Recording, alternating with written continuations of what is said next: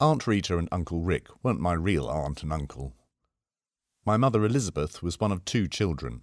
The other, an equally patriotically named sister, Margaret, was married to a lawyer up in Wolverhampton.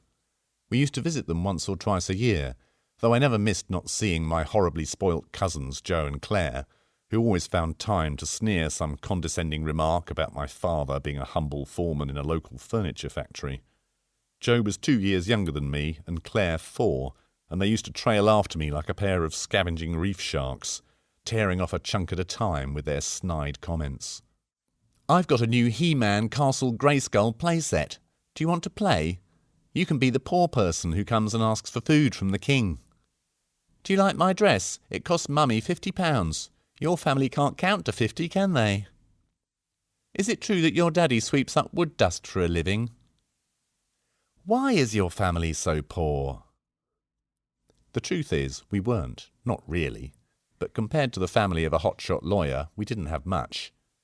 Joe and Claire were brought up to frown on those with less, to treat them with unnecessary disdain. Finally, one day, I flipped out and ended up fighting with Joe on the lawn at the back of the house. I split his lip, bruised his eye, and tore his jumper. Quite a damage tally for an 8-year-old. Of course, he ran crying to his mother, and his sister backed up his claims that I'd attacked him unprovoked. When questioned, I stood silently in my sorrow, refusing to apologise. My parents shouted at me and my mother gave me a smack. Even during the sullen drive home, I refused to say what had caused me to beat my vile little cousin. I was ashamed, but remorseless. I wanted to say I'd have given him worse if I'd had the chance, but I didn't want to risk another smack, so I stayed quiet and watched the towns and fields passing by as we sped down the M4. The little brat had shot his mouth off one too many times. "Your daddy's so poor that your mummy would leave him if she wasn't so ugly. There's no one else poor enough to want her."